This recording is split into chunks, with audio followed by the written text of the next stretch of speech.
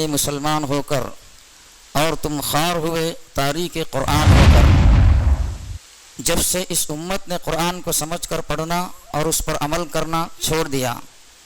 تب سے یہ ذلیل و خوار ہوئی اور مزید ہوتی جا رہی ہے۔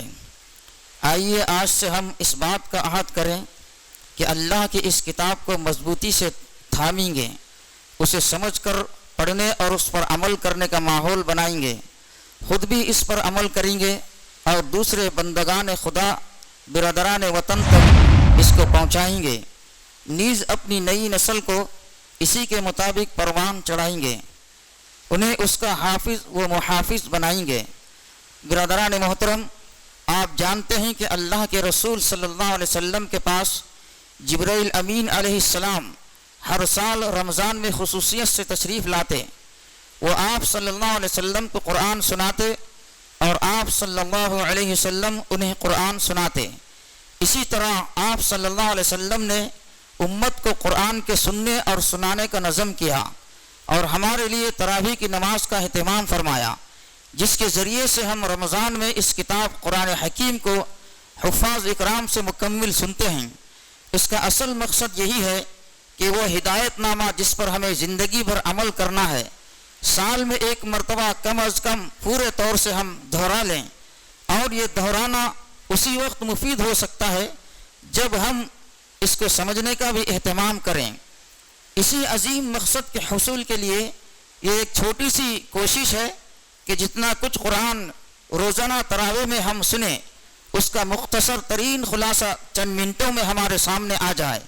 لہٰذا اب یہ ہماری ذمہ داری ہے، بلکہ فریضہ ہے کہ بعد نماز تراویح چند منٹ رک کر اس خلاصے کو سنیں اور دیکھیں کہ ہمارے رب نے ہمارے لیے کیا حیات بخش پیغام دیا ہے، اور وہ کون سی شاہ کلید ہے جو ہمیں دنیا میں عزت و سربلندی عطا کرے گی اور آخرت میں فلاح و کامیابی سے ہمکنار کرے گی۔ اللہ تعالیٰ صحیح معنوں میں ہمیں قرآن پڑھنے اور اس پر عمل کرنے کی توفیق عطا فرمائے۔ آج کی تراویح میں پہلا سوا پارہ پڑھا گیا جو دوسرے پارے کی چوتھائی پر ختم ہوا، یعنی بقرہ کی آیت نمبر 1 سے 76 آیت پر۔ پہلی سورہ فاتحہ کہلاتی ہے، جسے عوام الحمد شریف بھی کہتے ہیں۔ یہ سورہ نماز کی ہر رکعت میں بھی پڑھی جاتی ہے۔ دراصل یہ ایک دعا ہے جو اللہ تعالیٰ نے ہر انسان کو سکھائی ہے، جو اس کتاب کا مطالعہ شروع کر رہا ہے، اس میں سے سب سے پہلے اللہ کی اہم صفات، خصوصاً تمام جہانوں کے رب ہونے، سب سے زیادہ رحمان و رحیم ہونے اور ساتھ ساتھ انصاف کرنے والی کی حیثیت سے تعریف کی گئی ہے، اور اس کے احسانوں اور نعمتوں کا شکریہ بھی ادا کیا گیا ہے۔ پھر اپنی بندگی اور عاجزی کا اعتراف کرتے ہوئے اس سے زندگی کے معاملات میں سیدھے راستے کی ہدایت طلب کی گئی ہے،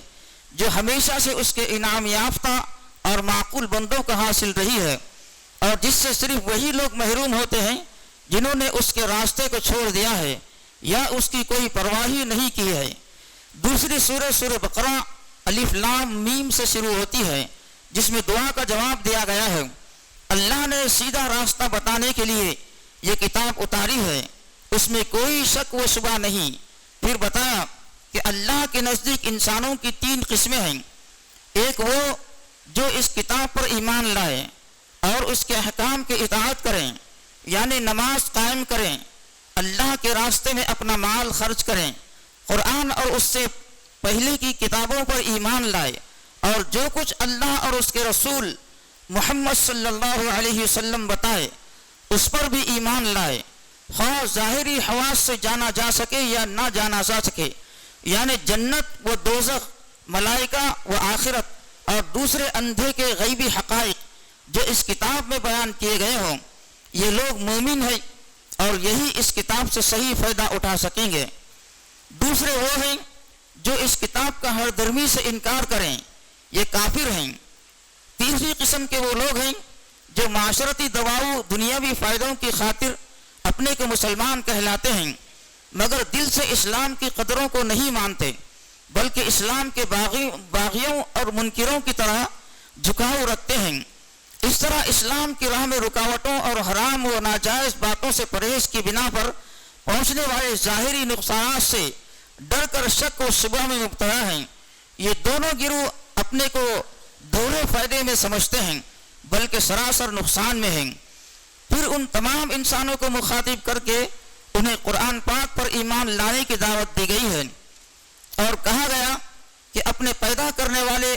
اور پرورش کرنے والے مالک و آقا کی بندگی اختیار کرو۔ گمراہی کا سب سے بڑا سبب یہ بتایا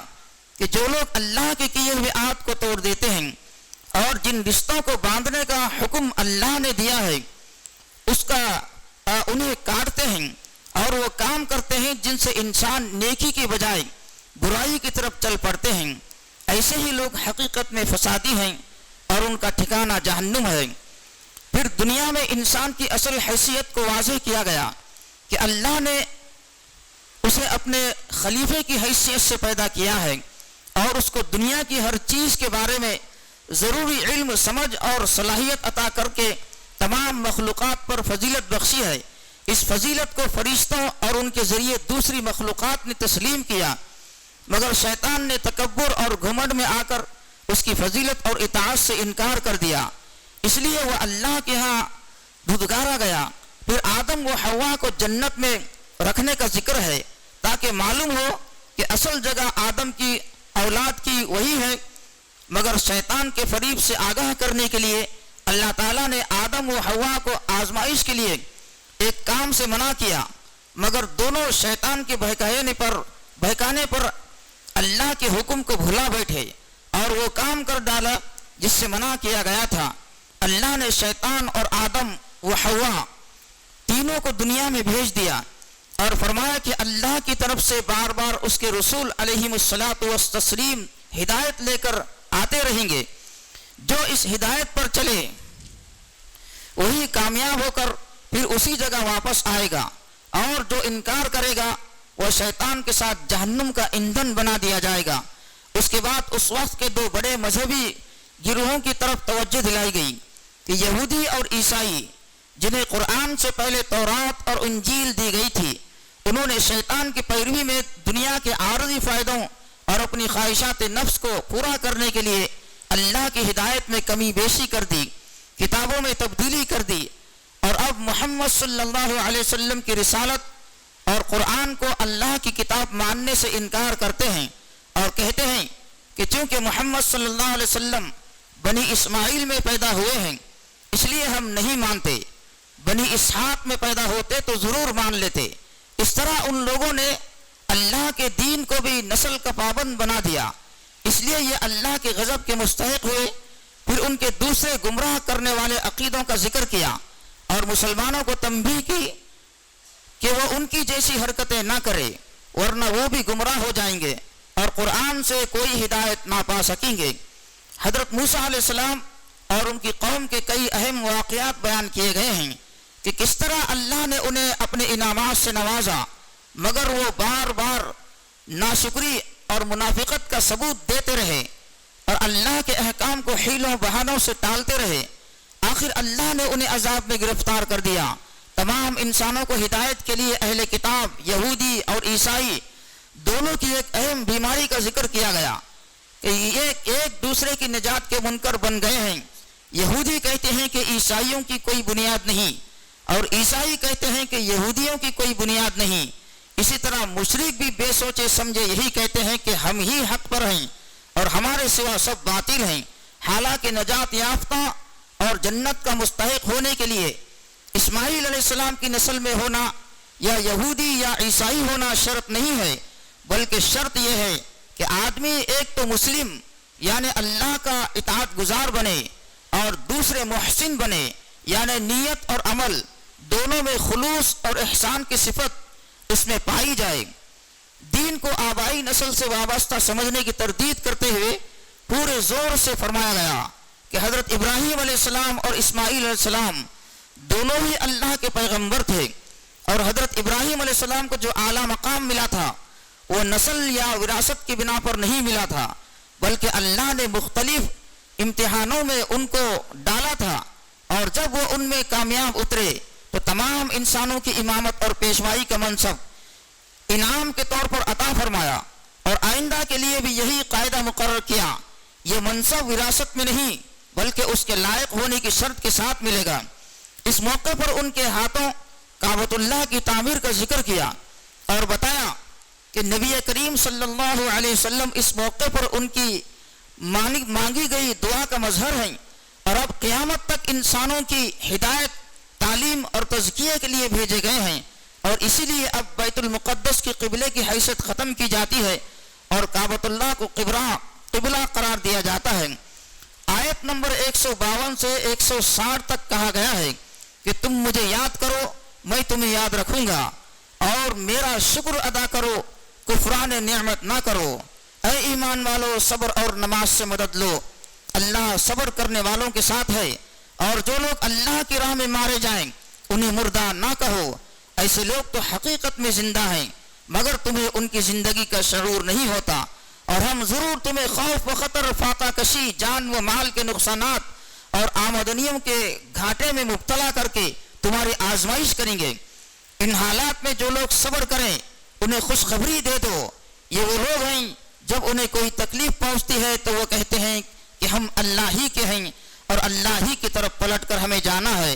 ان پر ان کے رب کی طرف سے بڑی عنایات ہوں گی، اسی کی رحمت اور ان پر سایہ کرے گی، اور ایسے ہی لوگ سیدھے راستے پر ہیں۔ صفا اور مروہ کے درمیان سعی دوڑنا کرنے میں کوئی حرج نہیں، یہ حج کے اصلی مناسک میں سے ہے۔ زمانے جاہلیت میں جو مشرکین کیا کرتے تھے، یعنی صفا پر اصحاب اور مروہ پر نائلہ کے استان کا طواف، وہ مناسک حج میں تحریف کا نتیجہ تھا۔ جو برضا و رغبت کوئی بھلائی کا کام کرے گا اللہ اس کی قدر کرے گا، وہ ہر چیز سے باخبر ہے۔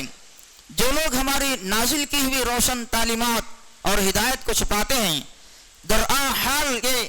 کہ ہم انہیں سب انسانوں کی رہنمائی کے لیے اپنی کتاب میں بیان کر چکے ہیں، یقین جانو کہ اللہ ان پر لعنت کرتا ہے اور تمام لعنت کرنے والے بھی ان پر لعنت بھیجتے ہیں۔ البتہ جو اس روش سے باز آ جائے